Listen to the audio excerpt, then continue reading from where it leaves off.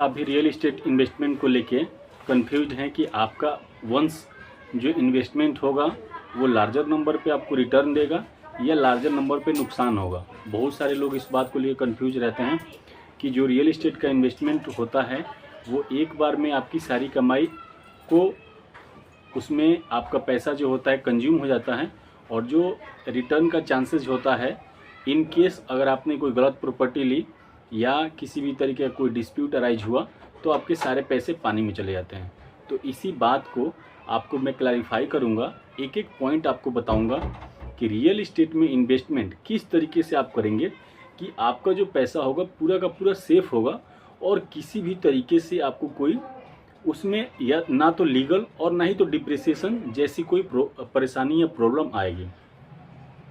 Real estate investment में लोगों को सिर्फ दो चीज़ें पता होती हैं। जैसे कॉमन लोगों की बात की जाए तो सिर्फ दो चीज़ें पता है, एक तो प्लॉट ले लो, मतलब आपने कहीं भी एक प्लॉट देखा छोटा सा, आप अपने बजट के अकॉर्डिंग आपने प्लॉट देखा, वहाँ पे जाके बुकिंग की और आपको लगता है कि मैंने पैसे दे दिए, इन्वेस्टमेंट मेरा हो गया and we are waiting for larger return. एक दूसरा जो कंसेप्ट है वो ये है कि कोई बिल्डर है, कोई बड़ा डेवलपर है, वो कोई फ्लैट डेवलप कर रहा है, उसमें आप अपने बजट के अकॉर्डिंग 2, 3, 4, 5 BHK जो भी आप परचेज कर सकते हैं, 2 बेडरूम 3 बेडरूम का फ्लैट आप परचेज कर लेते हैं और देन यू आर होपिंग कि अब इसमें हमें अच्छा रिटर्न मिलेगा। दोनों सिनेरियो में ये बहुत ही कॉमन परसेप्शन है और एक मिस इन्फॉर्मेशन इसमें छुपा हुआ है कि आपको मैं बताऊं या जनरली आपको भी पता है कि सारे प्लॉट्स जो होते हैं वो हाई रिटर्न नहीं दे सकते और सारे फ्लैट जो होते हैं वो भी हाई रिटर्न नहीं देते हैं। तो इसमें जब भी हम प्रॉपर्टी परचेज करने जाते हैं तो हमें क्या चीज़ का ध्यान रखना चाहिए। सबसे पहले प्रॉपर्टी में दो चीज़ें मायने रखती है। एक, प्रॉपर्टी कहाँ पे है, सबसे ज़रूरी ये है कि प्रॉपर्टी का लोकेशन क्या है, मतलब आप जिस भी प्रॉपर्टी को और या प्लॉट ले रहे हैं चाहे फ्लैट ले रहे हैं वो कहाँ पे स्थित है। मतलब अगर वो लोकेशन जो है वो मेन सिटीज़ में है, सिटी से बाहर है, किसी अच्छे एलिवेटेड रोड से एक्सप्रेसवे से कनेक्टेड है, या वहाँ पे आसपास में स्कूल कॉलेज है, फुटफॉल है, या किसी भी तरीके का इंडस्ट्रियल एरिया है, एजुकेशनल इंस्टीट्यूट्स हैं। अगर लोकेशन आपका सही हुआ तो आपका जो प्रॉपर्टी होगा वो आपको हाई रिटर्न दे सकता है। और दूसरा जो चीज़ का ध्यान रखना होता है वो प्रॉपर्टी आपकी कैसी है। और कैसी प्रॉपर्टी से मतलब है कि वो जो आपने प्लॉट या फ्लैट लिया है वो गवर्नमेंट अप्रूव्ड है या नहीं है। अगर आपने प्लॉट लिया है तो उसका CLU कैसा है, यूजेज कैसा है, और उसको गवर्नमेंट से वहाँ पे कितने फ्लोर तक कंस्ट्रक्शन करने की अप्रूवल्स हैं, कितने फ्लोर तक आप कंस्ट्रक्शन कर सकते हैं, जिस जोन में आपने प्रॉपर्टी परचेज की है क्या उसमें कमर्शियल साइट्स आप बना सकते हैं। तो सबसे जो बड़ा मिस्टेक होता है, एक तो लोकेशंस पे अगर हम बात करें तो सबको पता है कि अच्छे लोकेशंस में जहाँ पे रोडवेज से कनेक्टेड हैं, हाईवे से कनेक्टेड हैं, आसपास की जो फुटफॉल हैं, चाहे कंपनीज हो, चाहे आपके कमर्शियल कॉम्प्लेक्सेस हों, चाहे इनसे इंस्टीट्यूट्स हो, चाहे हॉस्पिटल्स हों, उससे अगर आपका जो प्लॉट या फ्लैट आपका जो प्रॉपर्टी है वो कनेक्टेड है तो आपको वेल रिटर्न मिलेगा। लेकिन जब भी अगर हम प्रॉपर्टी प्लॉट के रूप में लेते हैं, एक ब्लैंक जो प्लॉट लेते हैं, उसमें हम सोचते हैं कि इसमें कैसे रिटर्न अच्छा मिलेगा, तो वहाँ पे आपको हमें इस बात का ध्यान देना होता है कि जो प्रॉपर्टी आप परचेज कर रहे हैं उस प्रॉपर्टी का अप्रूवल देखना होता है कि इसका जो आगे कमर्शियल यूज के लिए हमें अप्रूवल मिलेगा या नहीं मिलेगा। जिस जोन में है, जहाँ पे हमने लिखा ये एग्रीकल्चरल जोन है, कमर्शियल जोन है, इंडस्ट्रियल जोन है या फ्री होल्ड है। तो मोस्टली लोग क्या करते हैं कि जब प्लॉट की बारी आती है तो लोग शहर से काफ़ी दूर कोई एक गांव में जाके किसी छोटे से डेवलपिंग एरिया में जाके प्लॉट ले लेते हैं और ये सोचते हैं कि हमें हाई रिटर्न मिलेगा। जबकि अगर आप जोन चेक नहीं करते हैं तो अगर जैसे लाल डोरे की ज़मीन निकल गई या गांव की ज़मीन निकल गई तो आप उसमें कमर्शियल एक्टिविटीज़ नहीं कर सकते हैं। कमर्शियल एक्टिविटीज़ से मतलब है कि सपोज कीजिए आपका जैसे 1 बीघे का ही 1 एकड़ का ही प्लॉट है तो वहाँ पे आप उसको मैरिज हॉल में कंस्ट्रक्शन नहीं कर सकते, सिनेमा हॉल नहीं बना सकते, या किसी भी तरीके का ऐसा फुटफॉल वाला काम नहीं कर सकते। तो अगर आप विदाउट इन्फॉर्मेशन, विदाउट अपने जोन को चेक किए हुए, विदाउट लैंड अप्रूवल को चेक किए अगर आप लैंड में प्रॉपर्टी में पैसे इन्वेस्ट करते हैं तो वो पैसा आपको वेल और अच्छा रिटर्न नहीं देगा।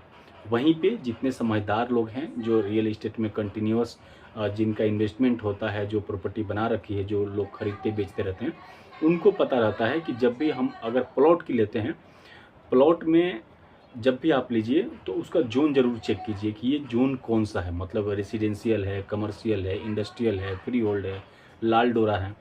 अगर आप कमर्शियल या लाल ले लेते हैं तो कमर्शियल में आपको अपॉर्चुनिटी रहती है कि गवर्नमेंट के नॉर्म्स के अकॉर्डिंग आप उसमें मैरिज हॉल, सिनेमा हॉल या कोई छोटा सा मार्केट, कमर्शियल कॉम्प्लेक्स उसमें डेवलप कर सकते हैं। मल्टी फ्लोर आप उसमें डेवलप कर सकते हैं। वहीं पे अगर आप वो रेसिडेंशियल एरिया है तो वहाँ पे आप सिर्फ अपने रहने के लिए 2 या 3 फ्लोर तक घर बना सकते हैं। वहाँ पे आप मार्केट नहीं बना सकते, कमर्शियल कॉम्प्लेक्स नहीं बना सकते, सिनेमा हॉल नहीं बना सकते, और किसी भी तरीके का जो गेम से रिलेटेड या पब्लिक फुटबॉल से रिलेटेड कुछ अगर बिजनेस करना चाहते हैं तो वो वहाँ पे आप नहीं कर पाएंगे।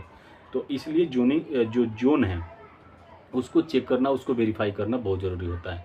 उसके अलावा जो कैटेगरी होती है, जो लैंड अप्रूवल होता है, वो बहुत ज़रूरी होता है। उसको ना एक CLU बोला जाता है, चेंज ऑफ लैंड यूज। तो जो यूज होता है वो भी अप्रूवल लेना या उसकी जो नेचर है उस लैंड का वो चेक करना ज़रूरी होता है।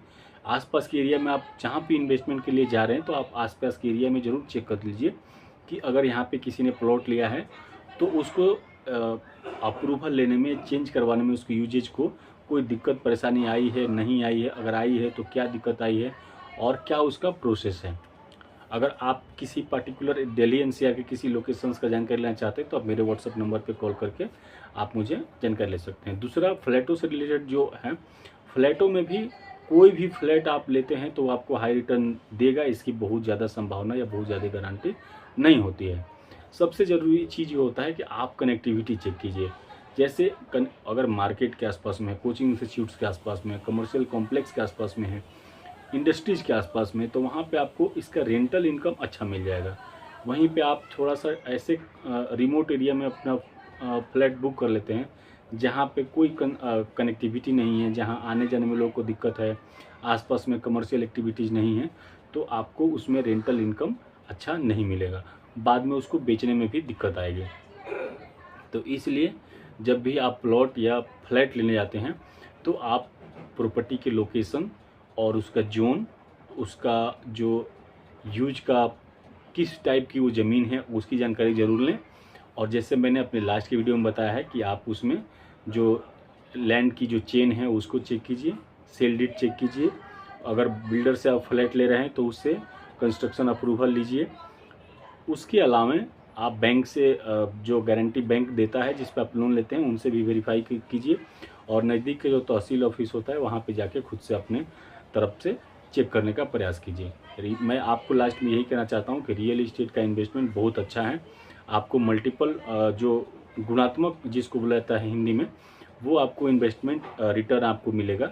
लेकिन ध्यान ये रखना है कि प्रॉपर्टी आपकी सही होनी चाहिए। गलत प्रॉपर्टी लेते हैं तो जो पैसा आप इन्वेस्ट करते हैं उस पैसे को निकालना भी बहुत मुश्किल काम होता है। इन केस आप किसी भी लैंड के बारे में और रियल इस्टेट से संबंधित किसी इन्वेस्टमेंट के बारे में कोई जानकारी चाहते हैं तो मेरे दिए हुए नंबर पे आप कॉल करके, मैसेज करके मेरे से जानकारी ले सकते हैं। इस वीडियो को आपने लास्ट तक देखा, इसके लिए बहुत बहुत धन्यवाद। मिलते हैं नए वीडियो में, तब तक के लिए जय हिंद, शुक्रिया।